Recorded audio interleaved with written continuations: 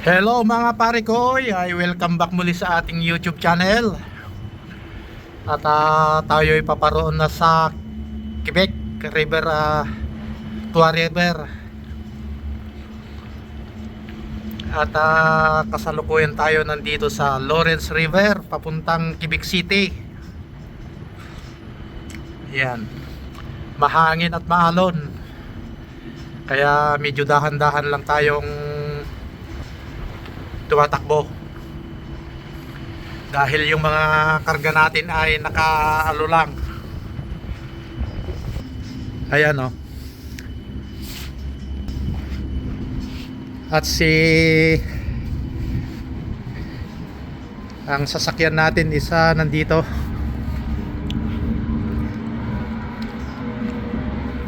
Ito siya.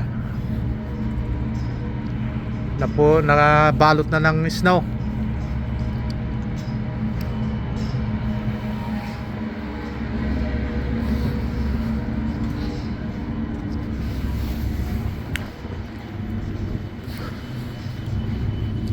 Puntahan natin yung kasama natin na may ginagawa daw dito sa stir prop.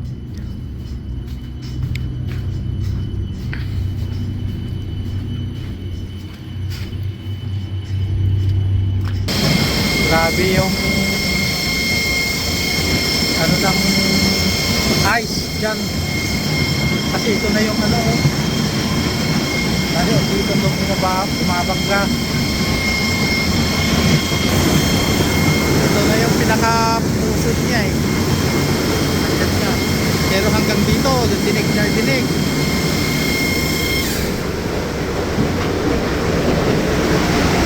Yan yung ano, pinaka-kurbada niya. Diyan tumatama yung mga ice.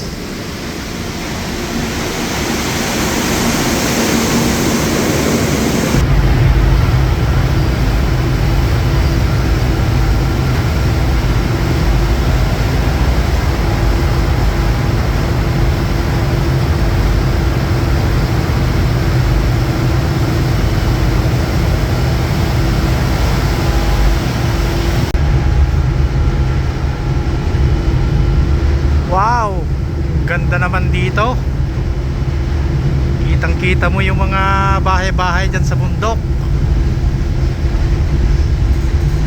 At yan o, dumadaan tayo sa mga makakapal at matitigas na ice. O, nagkakumpulan na dyan.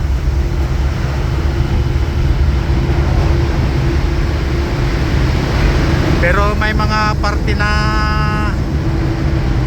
manipis lang kasi yun ang nadadaanan ng mga barko. Ayan o, malapit na tayo sa Quebec City. Maganda sana kung araw to, makikita natin na malapitan. At papunta pala kami sa Tua River. I-search ko kung anong lugar to. Malapit lang oh.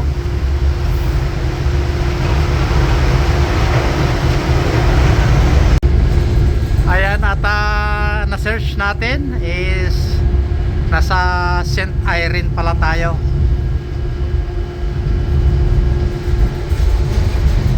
May mga bahay doon sa tuktok ng bundok oh.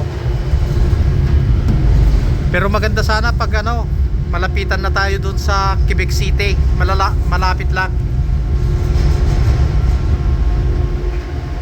Makikita natin yung ano, yung castle. Pag ano, pag natapat na tayo sa Quebec City, lalabas ulit tayo.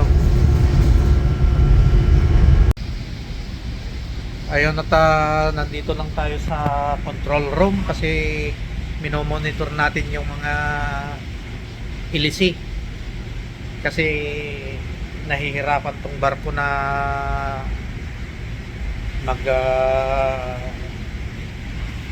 maglalayag. nasa ano lang tayo, 12 ay 2, 4, 6, 11 knot. 11 knot lang tayo kasi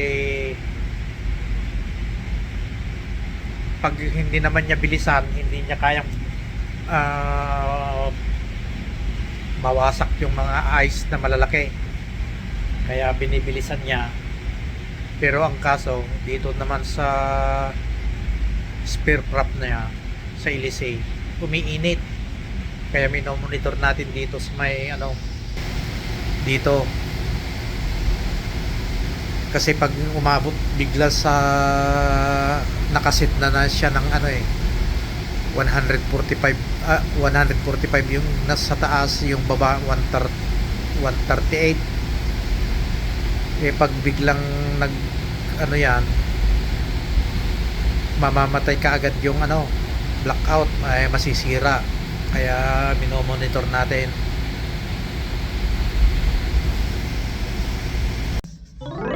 Tayo kay Kapitan, ibibigay natin itong ano natin, our travel,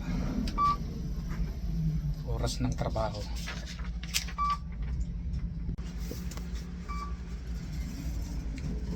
Ayun, at naibigay na natin.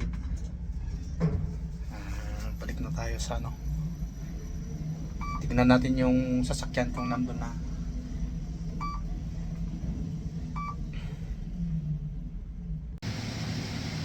Dito muna tayo sa control room kasi inano pa yung sasakyan, naglilinis pa sila ng snow kasi tumigas yung snow, hindi nadudulas yung sasakyan, kaya nagtatanggal pa sila. Mga siguro past 10 na, kasi quarter to 10 na kasi nung pinasok kasi nung galing ng Rimouski, nauna yung sasakyan natin, kaya yun napunta dito sa likod. Kung ano yung naunang binaba ay sinakay, siyang makuhuling sa ibaba-baba. Kaya dito muna tayo dalhin ko na sana yung mga gamit ko dito, kaya lang walang pagtambayan dito. At nagawa ko na rin yung mga paperworks to, testimonial. Tapos yung isa na bigay ko na kay Kapitan. Ayan, at see you later, Montreal. Sana ay matiwasay tayong makarating sa Montreal. Almost 2 hours lang naman na yung drive. 1 hour and 50 minutes o 2 hours kamo na lang. Ayun, at mag-ano na tayo, mag-impake. Nandito na tayo sa Tura River, pero antayin lang natin yung sasakyan natin na ibaba, pero medyo matagal pa siguro kasi kararating pa lang niya. Anong oras na? Mag-alas 8 na. Alas 8 na. Bali 24 hours ang tinakbo. Tapos baka mahuli yung sasakyan natin kasi nung kinarga siyang nauna, kaya siyempre paunti-unti na ganyan, unahin yung nasa huli. Pero mga siguro tanghali na tayo makakaalis, pero marami pa naman akong asikasuhin dito, yung mga paperwork ko pa.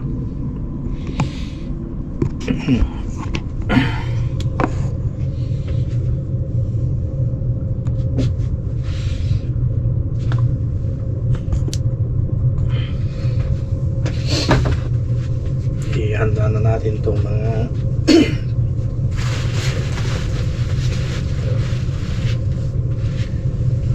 yung mga ginamit natin.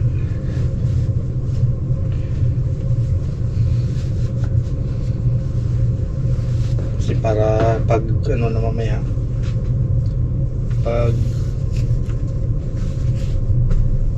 nakalabas na yung sasakyan, alis na tayo.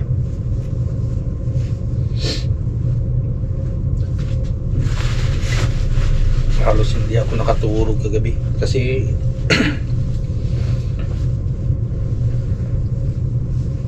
ang ingay nung ano, nababasag na ice.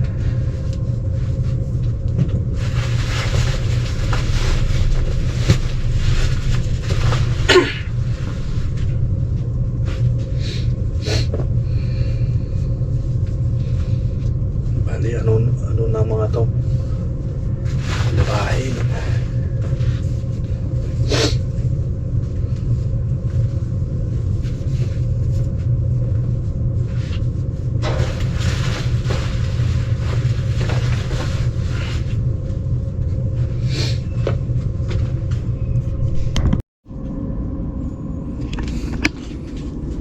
Ayan, tapos na tayong magligpit na ano na natin, nailigpit na natin yung mga gamit na ano ko na rin, ibabalik ko na lang doon sa lagayan mga yan. Tapos ito tatapon, ito isusuli doon sa engine room.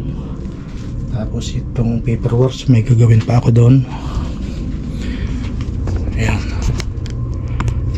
yun mga siguro, kasi uunahin daw yung sasakyan ko na ano, after 1 hour, ano na, alas 9 na, mga alas 10, alas 11 siguro.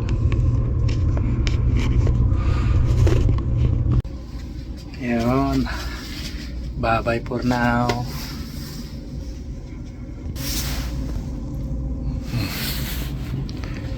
Linis na.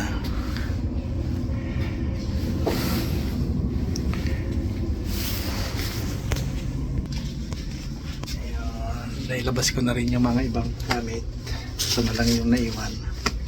Papatay na tayo ng ilaw. Tignan natin kung may naiwan pa.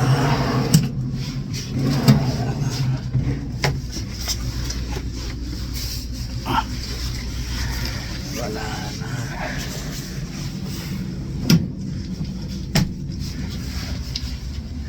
Dito. Wala na rin.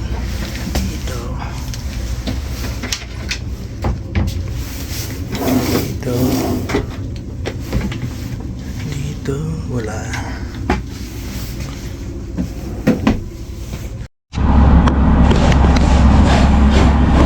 Bali nag-ano pa lang sila.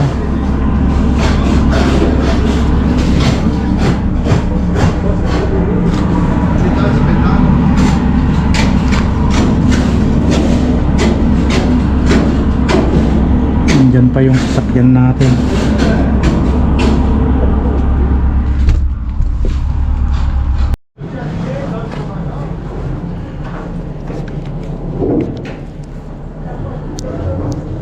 Ayan, ikakarga na yung sasakyan natin.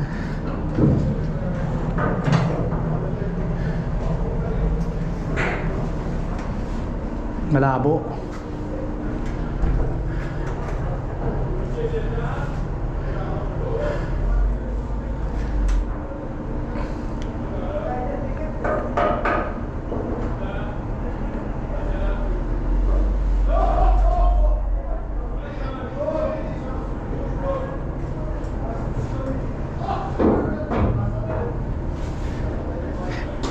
Natanggal yung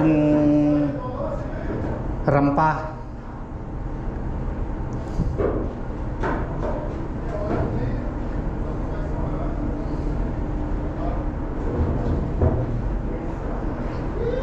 Ayun. Ayan.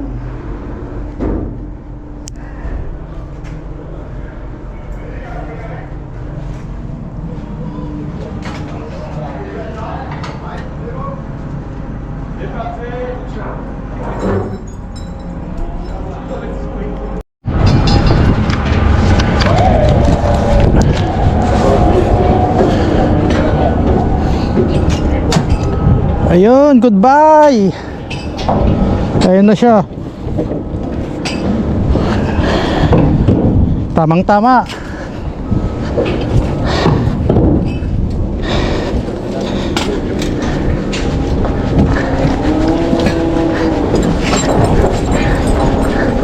Thank you, sir. Welcome.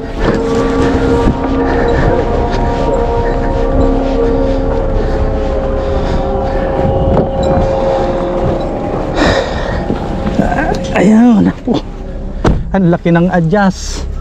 May ano pa para dito.